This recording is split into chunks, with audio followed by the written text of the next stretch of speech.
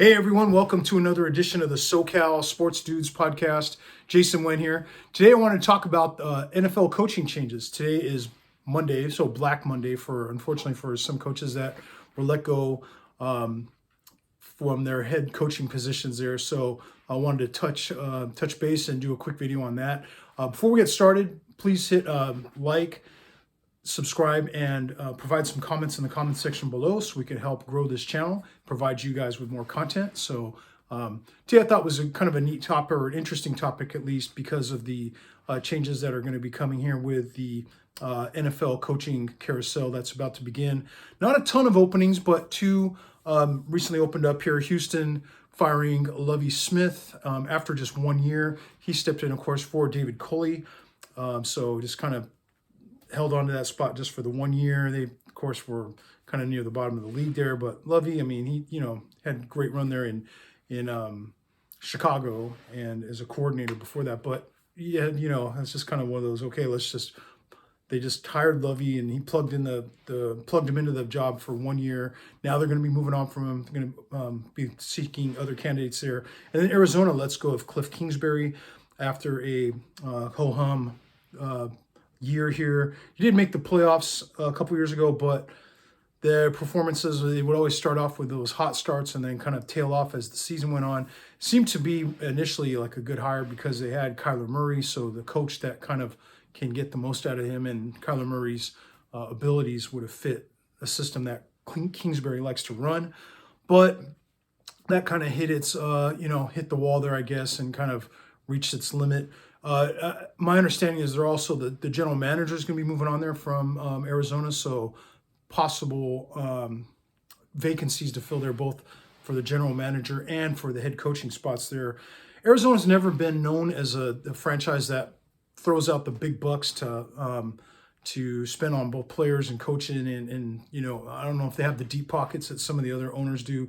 So it'll be interesting to see who makes it onto their list for candidates with Arizona there. And especially it's kind of weird. They just gave Kingsbury an extension. It's like, you extend him and now you're letting him go. I wonder if I don't know what the terms of it were, but they maybe had some sort of buyout or escape clause that they can get out of that thing. But yeah, I mean, I need to just do a little more, put more thought into that before we start, giving the guy a contract extension and saying, hey, Kingsbury, and then a year later, you're already moving on from him. So, of course, the other jobs that were open during the year, Carolina had moved on from Matt Rule, who came, highly regarded, and really the owner there, Tepper, really went after him to get him away from Baylor and keep him away from the Giants at the time. So it looked like a good hire at the time, but never quite got the results they were looking for. So that's going to be a job, of course, worth keeping an eye on, because that owner seems has deep pockets and sounds like he's going to be willing to spend to get his guy there in Carolina and maybe get them pointed in the right direction. The interim coach there, Wilkes, did a good job, I thought, man. They fired Rule and Wilkes took over, and they were contending there. They're kind of like in the thick of the race there, at least in a weak division, of course. But it was, admirable job there done by the interim coach. And I thought maybe this guy should get a shot at this, because he was a coach previously for a year in Arizona. That didn't last very long. He didn't seem to get a good, fair chance there. It seemed like 1 year, and then they kind of moved on from him so they could bring Kingsbury in, who kind of fit their plan of drafting the quarterback and bringing an offensive guy in there to coach him. But he did a really good job, I thought, for Carolina. So we'll see if he makes the short list, or if that owner is going to go big name hunting, which it looks kind of like he might be the type to do that. The other opening, of course, Denver moved on from Nathaniel Hackett there toward the end of the year. Pretty rough year there for Hackett. He came over highly regarded as one of the top coordinators in the league, and a guy that Aaron Rodgers spoke highly of in Green Bay. So you figure, okay, bring him over to Denver, give him a quarterback like Russell Wilson, and they should be able to work this thing, get some results out of it. But it just was bad. I mean, even from the first game of the year, some of the decisions that were being made and some of his responses there in the press conferences were just tough, I think, for not only the players and the organization here, but the fans, and the whole league was just kind of shaking their head a little bit. And it's unfortunate. Hackett, I'm sure, is a very gifted offensive mind. However, maybe just not cut out for a head coaching role maybe at this time. Maybe he'll eventually get another chance here, but maybe one of those guys that's a little bit better in the background, at least for now, calling plays, drawing up, conducting practices and coaching guys up that way without being the head guy. So Denver, though, is another team that has new ownership, deep pockets there. I believe the Walmart families, they're the one who bought them during the season there. So they paid a pretty significant amount of money there to purchase the team. Of course, Hackett was hired before the purchase was finalized. So these owners had nothing to do with this Hackett hire. So not a surprise that they will move on from him and start looking to get their guy in there. So we'll, keep an eye on that for sure. Denver is, Carolina, Denver, both with the deep pocket or the rich owners. I think they will be, more likely to go after some of the bigger named coaches. And they both seem to be pretty, decent landing spots. I mean, considering the list of jobs that are open out there. Indianapolis is a team that they let go of Reich during the season. They brought in Jeff Saturday, a little bit of a lot of people see it as a strange move, but he beat the Raiders in the first game, and then after that was just, they were blowing leads and just not getting the results that I think the owner was thinking that this coach would be able to draw or get out of these players. So there's a pretty good likelihood, I would say, that Indy gets another coach. I don't know if they're going to bring back Jeff Saturday. I would think that they wouldn't. That to get them kind of hit the reset button and get it started again. Get the right guy in there. So just a couple years ago, they were a team that you thought, all right, hey, this team, all they need is the quarterback. They got the great running back, a good offensive line, an up and coming defense, a couple of playmakers here and there, and all you need is the right quarterback in place. And they've been changing quarterback year after year. They've really seemed to fall far from that state that they were in. I mean, that position, it seemed like they were up and coming and kind of ready to be one of the contenders there in the AFC.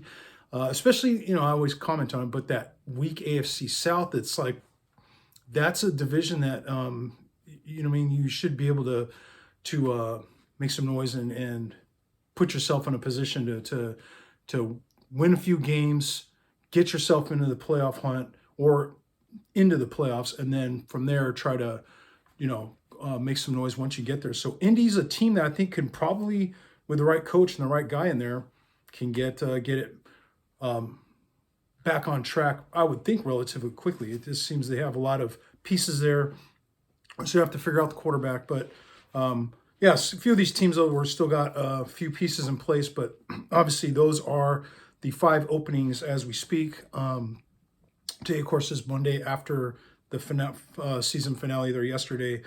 Other ones I'm going to run through real quick. I think maybe, I don't know if there's still possible changes coming at these, but I'm not convinced that these coaches are on solid ground or definitely the answer for these teams. We could just kind of bounce through them real quick.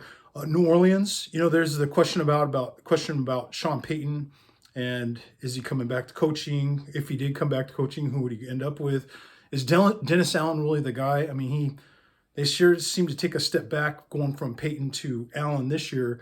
And Allen, similar to a lot of other guys out there, he might be a pretty good coordinator, but as a head coach, I don't know, man. And then New Orleans also, the other thing with them is how's their cap situation, draft picks, and I don't think they have like a top 5 pick and tons of cap space where a coach can have the hearts and eyes looking at that situation there in New Orleans. They might be kind of looking at going like, yeah, let me see what else is out there before taking one of these jobs. And I just wonder, though, if they're going to stick with Dennis Allen or maybe look elsewhere eventually. And even if these ones I run through here, if they don't make the change right now, here in this week or by the time the Super Bowl ends, maybe into next year or after the year's over, some of these teams might be on that short list of who's next in terms of letting coaches go and bringing in new guys.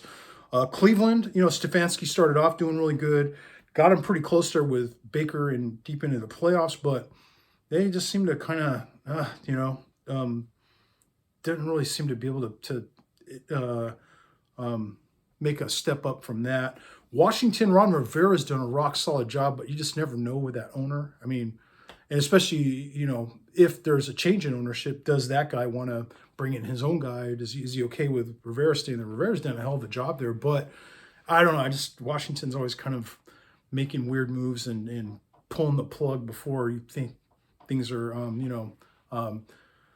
things seem to be working okay in some ways, but they, just feel like they need to change things up. I wonder if Dallas, Jerry Jones is pretty loyal to his coaches and, obviously allowed Jason Garrett along, tenure there in Dallas. Now McCarthy's there. They've had a good regular season. They're putting up points, but I don't know, man. What if they come up short again? Is the leash kind of short there for McCarthy? I think a lot of fans are kind of, insisting or really pushing for more there. The Chargers, Staley, they have a pretty gifted team there, got some talent, but I mean, that was some bonehead stuff yesterday, like playing some of their key guys, then getting, a couple of them getting injured right before going into the playoffs. It's like, I didn't think there's anything to gain there. He's also had some questionable going forward on fourth down on, your own 30-yard line or 25. It's like some of this is kind of, I appreciate the aggressiveness and the go for it attitude, but you also have to kind of sometimes pick and choose when you do that stuff. So I don't know. I think Staley's, done a good job. Did a really good job with the Rams as their D coordinator. Head coach, though, younger guy, still kind of, I think, learning the position there. And I just kind of wonder, and then, the Spanoses have always been kind of, not exactly the most generous spenders out there. So I don't know if they would want to get in on some of these bigger names that are potentially out there. Tampa Bay, are they satisfied with the direction this team is headed? You go from Arians and you won a Super Bowl. Okay, move on from Arians, instill Todd Bowles as the coach. Seems like, okay, a guy who's familiar and deserves another chance here as a coach. But there was a drop off, man, from Arians to Bowles. I understand the injuries and things like that, and Brady's getting older and stuff, but I don't know. I just kind of think that I thought they were a little more of a threat with Arians running things and him calling the shots than Bowles. I don't know if there's some, long-term stability there for Bowles as the head coach for Tampa. We'll see, though. I mean, I'm just throwing this out there. I don't know anything, and if this stuff happens, just things to think about. Tennessee, I love Mike Vrabel, man, but they fired the GM. They just seem to be kind of coming up short. I just wonder, the owner there, Adams family, I guess that's the Bud Adams' daughter, right? But I just wonder if she changed Robinson, if she's starting to have, like, getting a little antsy about trying to win and win now, and if so, does she feel that a change at, aside from general manager, a change elsewhere, such as head coach, would be a direction she wants to take things? I mean, I kind of doubt. I think Vrabel is solid, man, and he gets, if for whatever reason Tennessee changes it up there, he'd be on the short list for a lot of teams to add as head coach. So it'd be, I think, a wrong move, but you just never know with some of these owners and the pressure to win and the expectations that everybody sets really high, and they all want to get to the top, but we'll have to see. The Rams is another one, man. Sean McVay last year, I think, was whispered to be a candidate there to go into television. He kind of stayed with the team after, of course, winning the Super Bowl last year. Bring back the band, as they say, with Stafford and Aaron Donald and some of the others. But I just wonder, he seems to be his name anyway is mentioned as potentially a guy that might take a break or step aside from coaching there, maybe go on to do some TV work and then come back at some other future date. It's interesting to see. And if the Rams, that owner, of course, has got big money. So if there's a change there, who would they be interested in getting? It'd be like, it would be it'd definitely be worth keeping an eye on, something that would interest me.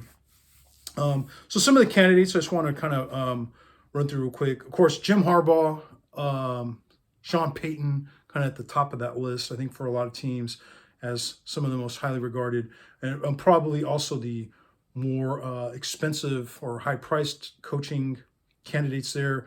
Payton, I think, would also cost you a draft pick because I'm pretty certain New Orleans still owns his rights or has a contract with him, so they want some compensation, and I'm sure a pretty steep price there that they're going to have to throw on top of signing him to the the terms of the contract there.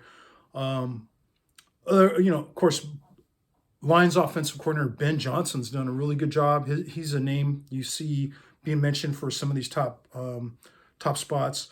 Again, only 5 openings right now, so how many opening or spots can be filled by this whole list I'm going to run through? But it'd be neat to see some of these guys get a chance, an opportunity to finally be a head coach and see if they can finally, get the job that they seem to be worthy of. But anyway, Ben Johnson's one of those guys, offensive coordinator, really good play caller there with the Lions. Their offense is fun to watch. He just seems to be able to juice the most talent out of that roster there. Niners defensive coordinator D'Amico Ryans, former linebacker, of course. He would be a guy, I think. I mean, the Niners, Robert Saleh was their coordinator a couple years ago. He's done a pretty good job there with the Jets. D'Amico Ryans would be, of course, you just pluck from the Kyle Shanahan tree there, and another guy there with D'Amico Ryans being a candidate. I think he'd be a solid fit for some of these teams. Of course, he'd be a first-time head coach, but it seems to me he's got a lot of the ingredients that would make a good head coach there. So then that would be, Saleh, McDaniel, and maybe Ryans. The Shanahan tree is starting to kind of grow across the league there. Cowboys D coordinator Dan Quinn. He, of course, was a head coach that got the Falcons to the Super Bowl a few years ago. Done a really good job with the Cowboys defense.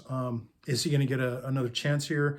I thought he was going to get that Bronco job last year, man, but they ended up going with Hackett. But yeah, sometimes these teams, when they get the big money quarterback, they want an offensive guy who can get the most out of them. So we'll see though if Quinn gets another opportunity here. I think he, of course, has a pretty good track record. Had it kind of faded at the end there of his term or tenure there with Atlanta, but a guy that I think should be on people's short list. Ex-Bucks head coach Bruce Arians, as I talked about there. I don't know if he's coming back. If he comes back, only with Tampa. He also had some health stuff, right, that he was dealing with. So I don't know if that impacts how motivated he'll be to jump back into that seat, and how long will he be willing and able to do that for. Chiefs offensive coordinator Eric Bieniemy. He's a guy that has been on the seemed like knocking at the door there, and seems to be a candidate for to get one of these head jobs here, but just I don't know what it was. He just kind of never quite got the nod, and these other teams went in a different direction. I thought Houston last year would have been a good fit to get Bieniemy, and then they ended up going with Lovie Smith, and 1 year later, here they are looking for a coach again. So Bills O coordinator Ken Dorsey, top 5 offense for the Bills, of course, this year. They are talented there, so you wonder, Dorsey kind of took the reins after Daboll took the Giants job. So Dorsey did a good job there. Is it enough to propel him to the top of this list with these coaching vacancies that are out there? So interesting to keep an eye on. Bengals D coordinator Lou Anarumo, 56-year-old, but he has really gotten a lot out of that Bengals defense. And Bengals, when you look at the team, you always think, all right, the offensive weapons they got, but that defense has been super solid under Coach Lou there. So Eagles D coordinator Jonathan Gannon is a name you hear about. He, of course, stepped in after what's the guy's name? Schultz? No, I'm drawing a blank on it. But once they moved on from the previous D coordinator, and now Gannon has been there and really gotten a lot of that team. Out of that defense, he has been highly regarded here the last couple of years, and looks like a guy that maybe deserves a shot. Cowboys offensive coordinator Kellen Moore, another guy who you've heard, I'm sure, the name around before. Bucks O coordinator Byron Leftwich. You got Giants D coordinator Wink Martindale. Baltimore's defense, they took a hit without him, man. They always rock solid up. It seemed like in the top of the league when he was running the defense. Yeah, Giants O coordinator Mike Kafka. You got Rams defensive coordinator Raheem Morris. He was also a head man at one point in the past. And then Brian Flores, who I thought did a really good job with the Dolphins. They ended up come up just short of the playoffs there, but he's an intense guy who got a lot of, got a lot of production. And of course, he comes from that New England tree under Belichick, so you're getting no nonsense guy who's gonna, coach them up and have these guys ready to play. So, yeah, I think it was kind of neat to kind of look at through the list here and kind of see if this who goes where with these job openings. Of course, right now, like I said, only five jobs at the moment, which may change. Maybe there's another team or two that move on from the guy they have currently in that spot. So anyway, I just wanted to run that by you guys. Thank you for tuning in. We'll see you again real soon. Thanks for tuning in. All right. Have a good evening. Bye.